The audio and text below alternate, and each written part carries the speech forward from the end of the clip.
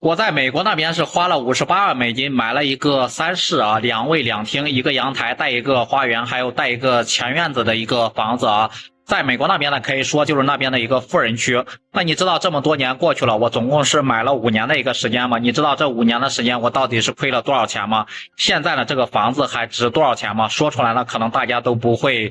恐怕都不敢相信啊。那今天呢，我就来跟大家好好的说一说，好好的聊一聊。记得早些年的时候啊，我在广东嘛，就是潮汕那边的一个亲戚嘛，他们呢是在美国那边做码头嘛，就是通过那种码头，然后去到美国那边的，就是说没有办签证过去了啊，那是很早年前的。然后他们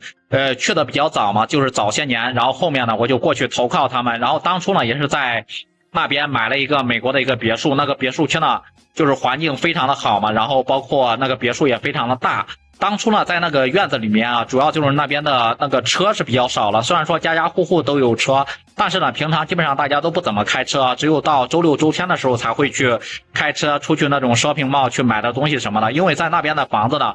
就是那里面有很多附近的一个居民啊，基本上都是那种男人在外面呢就是干活，然后挣钱养家。女人呢，基本上就是在家里面呢相夫教子嘛，可以说就是晚上搞那种 party， 搞那种 KTV， 搞那种夜生活什么的。我们在美国那边基本上每天早上吃什么呢？没有像咱们大中国一样啊，可以有自己的一个土地，可以种各种各样的一个蔬菜什么的。因为美国那边的税很高嘛，好像就是一年的话呢，这个房子你啥也不干就要交30%的一个税啊。如果按照100万的一个房子来说，就是100万美金的一个房子来说，那30%是多少？那30%是多少钱呢？那就相当于是3万美金一年的一个税收。就是说一年呢，你啥也不干就要交3万美金交出去，交给国家啊。但是呢，在美国那边，你像住在我们那里的人，一年收入有多少啊？就是靠一个男人出去工作，大概也就是一年能挣个6到8万美金。这6到8万美金换算成人民币的话，一年也大概就是40-50万左右啊。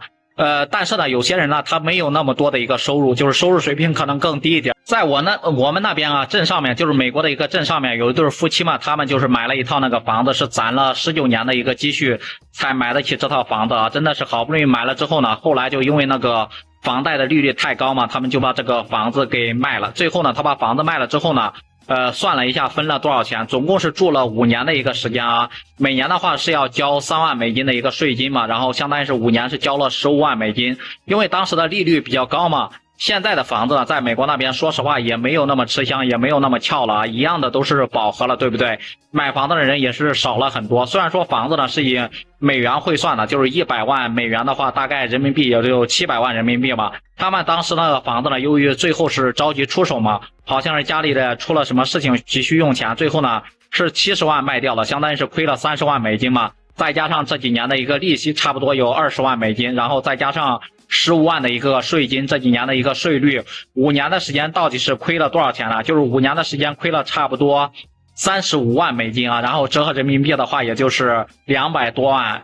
万人民币啊，算一下真的还是挺吓人的。主要就是在美国那边呀，就是有多套房子的话，那个税呀真的是非常贵非常高啊，每年3%。如果像那种大别墅500万美金的一个房子，你想一下，你一年要交15万的一个税金，对不对？那15万的美金，然后换算成人民币就是100多万的一个人民币吧，多少人一辈子奋斗都挣不了这100万。其实说实话，在美国那边生活成本真的是很高啊，像那些之前没有来过美国的一个朋友啊，尽量不要来，我真的是劝大家不要来啊，来了之后呢，就知道什么叫做钱难挣屎难吃了。因为呢，你花钱的地方特别的多，到处都是税啊，各种各样的一个税，真的是挣钱呢也又非常的艰难啊，并没有大家说的什么外国的月亮有多圆，美国有多好多好。我在这边生活了一段时间，我真的感觉还不如咱们国内的。我呢也算了一下我的房子啊，这么多年交了这么多的税钱，差不多交了20多万的一个税钱。然后呢，如果现在这个行情就是美国的行情，我把它卖掉的话，确实是不划算啊。我就想着就放在那里吧，至少以后呢有需要的话呢还可以租出去。